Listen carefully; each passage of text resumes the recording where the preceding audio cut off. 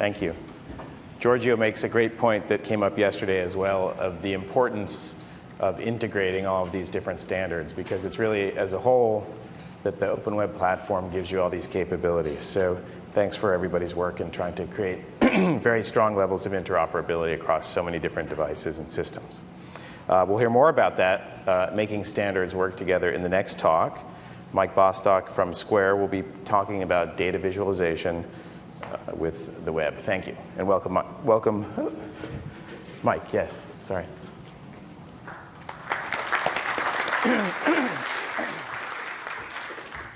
All right, hello everyone. It's kind of a tough act to follow. I was originally tempted to call this talk Pretty Things That Sometimes Move, but I'm glad after that previous talk that I changed the title. And in some ways, I mean, it is important, it is certainly valuable for data visualizations to be pretty, but the real point is for them to amplify cognition as well, to understand things and to take advantage of our ability to process data visually. So hopefully you'll see some examples of that in this talk. And there are also some sort of more abstract concepts that I want to talk about first before I get to the eye candy.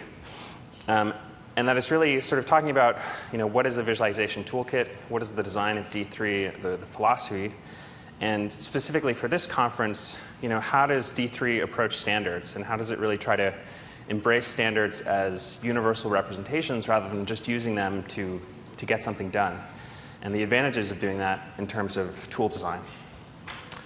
So I want to start, if you think about information visualization, well, if you're most people, you probably think about charts rather than information visualization.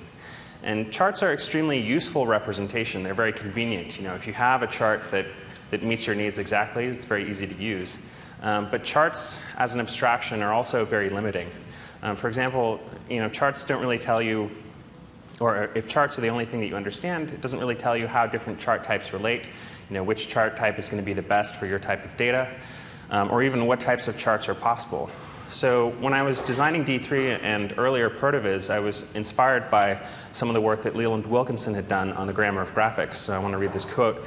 "If we endeavor to develop a charting instead of a graphing program, we will accomplish two things. First, we inevitably will offer fewer charts than people want.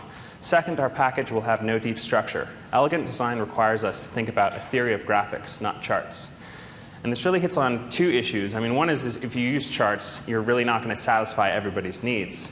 And the second issue, which is important for D3 in particular, I think even more so than grammar of graphics, is that you really need something lower level than a chart to allow people to do something custom, creative, and innovative, particularly on the web these days where everything is dynamic and interactive, and there aren't sort of really a good typology of charts that meets those needs. So the goal with D3 is to solve a lower level problem so that it's possible for you to build your own chart types. And so for that, we really need a more systematic approach to visualization. And Wilkinson talks about this theory of graphics, so you might think, well, we have to come up with a theory of graphics in order to solve this problem. But fortunately, people have done that already for us, so we don't really have to invent anything new. In fact, all the way back in 1967, Jacques Bertin, a French theorist and cartographer, really laid the groundwork for information visualization.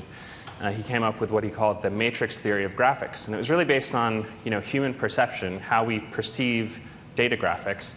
And he basically categorized or came up with a system for representing all graphics in terms of three dimensions. Right? You have x and y in planar position, and then z, which he called a variation in light energy. And we use a little bit different terminology today in terms of talking about these visual channels. Right? You have position and length and area, angle, different ways that you can encode data into these graphical primitives. Now, the other part that Bertin came up with that was essential for using this successfully was a way to classify different types of data, because different types of data are suitable or are more suitable with different channels. So, for example, if you have categorical data, like what something is, like a different class or a species, like a type of fruit, there's different visual channels that work better for that, like shape or hue. Whereas if you have something quantitative, something that's continuously variable, like a number, then position is certainly your best choice, but there are other encodings like length and area that work well. So D3 then is really taking that idea and applying that directly to the document object model. I mean, that's why D3 is called data-driven documents. So there's really two steps in order to do this. I mean, first is we have to establish correspondence between your different data points and the elements in the page. We're treating the document object model as a scene graph, right? A collection of graphical primitives that encode your data. And so this applies both to SVG and to HTML and to, in fact, custom DOMs that you can create as well if you wanted to render to Canvas or WebGL.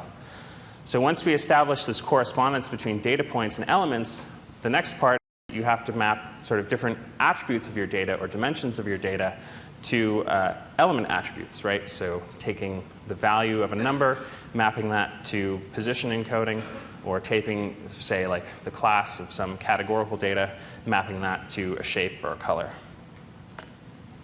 So to give you sort of a little example to make that a little bit more concrete, if we had an array of numbers here, right, quantitative data, and we map those to rects, and then we take the value of that data, we map that to the width of the rect, and we take the index and we map that to the y position, or the top position, then basically what we have is a bar chart, right? That's a very simple representation for a bar chart. And index here is sort of secondary data. It's sort of implied in terms of the order of the elements within the array. So I'm not going to go into too great detail with code because I only have 15 minutes, but D3 is a JavaScript library, so I should show you at least a little bit of how you use it in practice. And this isn't sort of the complete code, but it's most of it here in terms of constructing that bar chart. And I want to show you how these different parts sort of reflect D3's approach. So this first part that you have up here, you're defining your visual encoding. You're mapping data to width, right? You're defining a linear scale, which is a type of quantitative scale. And then in the second example, you're taking the index and you're mapping that to a y position. And in this case, it's an ordinal scale because we have a discrete number of bars that we're mapping to those different positions. So once you've defined these visual encodings, again, you have these two steps in order to construct your visualization. The first is defining that correspondence between data and elements, in this case, binding an array of numbers to a selection of rect elements. And then the second part is once you have that selection, you're now mapping or you're applying your scales to create attributes. So you see that what you're doing here is working directly with the DOM. There's no sort of intermediate representation. But what D3 provides is this abstraction that makes it easier for you to transform the document so that you can then achieve this correspondence between data and scene graph. And then that results in a visualization. So, I mean, this is a bit of a cheesy analogy here. But I called it data-driven documents, and that's documents as in the document object model, right? I think of it as D3 as driving changes in these existing standards, right? Like working together. I mean, not changing the standards, but changing the document that's built on those standards. Rather than approaches that a lot of other graphical toolkits use, which is sort of a closed system, right, where they've created their own abstraction that's, again, suited to some specific domain, but they're hiding the underlying representation for you. So for example, like this is a visualization that I made in D3. And I can go in here and I can inspect the elements, right? And you can see that this is a path element that's rotating here. And I can also go, let's see, in the console. And $0 is this path element that I've selected, right? So I can say D3 select $0 dot style fill red, right? And so now I've made that red. So this approach of sort of using the native representation means that you can really build on the existing tools that are in your browser, right? So I can use the developer tools, I can use the console, I can use CSS and all these other things.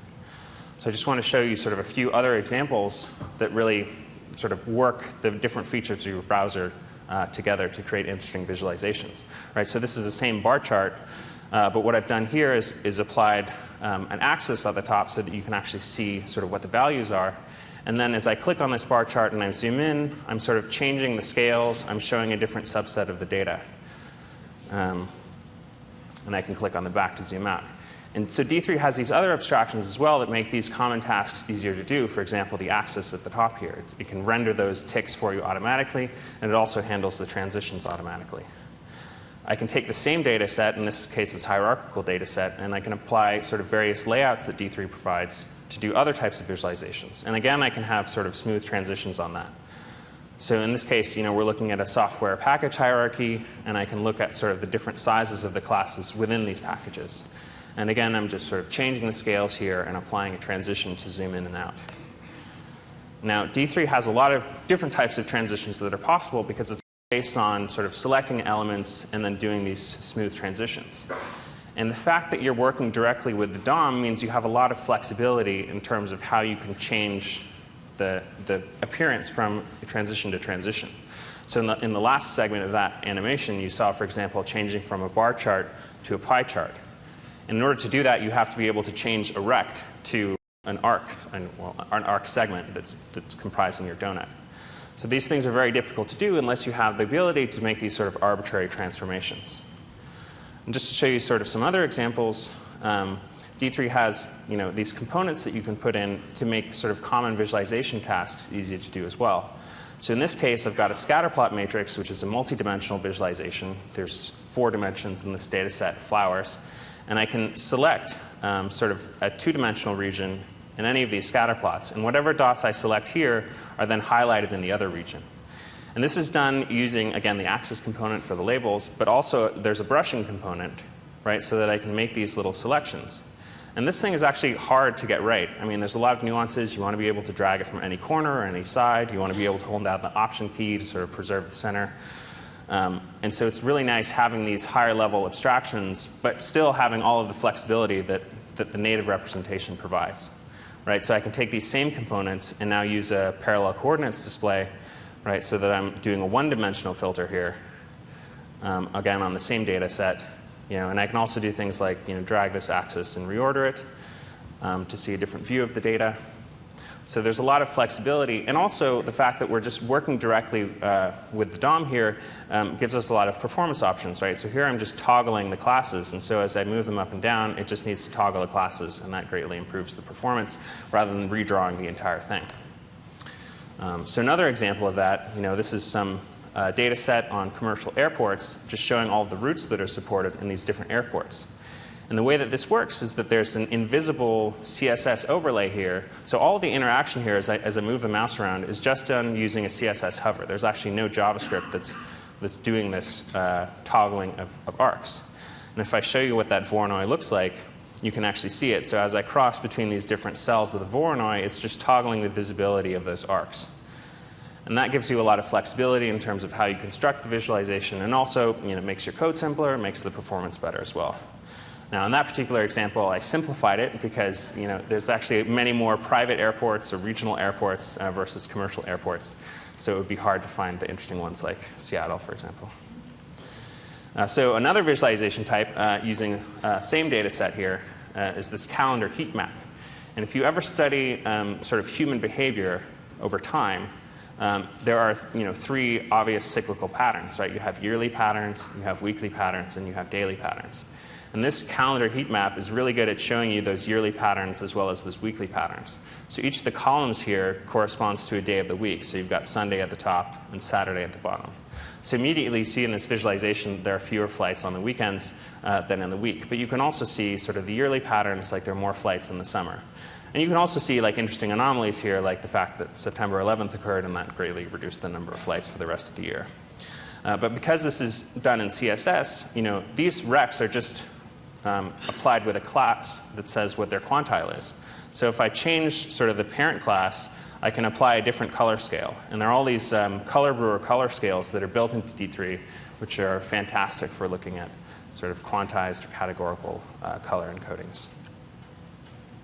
So another example here, looking back at the Flare data set, is to look at sort of network data sets, right? Looking at the relationships between different entities in the network. And in this case, we're looking at import statements between different classes. So if I hover over the class here, you can see that the red classes are the class that this class imports. The green classes are the ones that are imported by this class. So just by mousing over here, I can sort of try to understand the different structure of dependencies between these networks. And the performance is very good, again, just using mouse over. But I can also just sort of change the tension here to sort of see more macro or micro detail in these relationships. And another nice thing, again, because we're using sort of the native representation, is that I can just rotate it if I want to sort of change the orientation to make some of these labels easier to read. Now, rotating this in real time in SVG would be difficult because you'd have to re-render all of the elements. But it's actually very easy to do it using D3 because we can just apply CSS3 transforms, which are hardware accelerated. So that flexibility, is good for performance as well. Now I only have like 1 second left, so I just want to end with this analogy again, is that the tools that we create don't exist in isolation, right? There are all these other tools and technologies that already exist. And what I've found with D3 is that by using standards as that shared representation, you can really take advantage of all those other tools and get this interoperability. So thank you.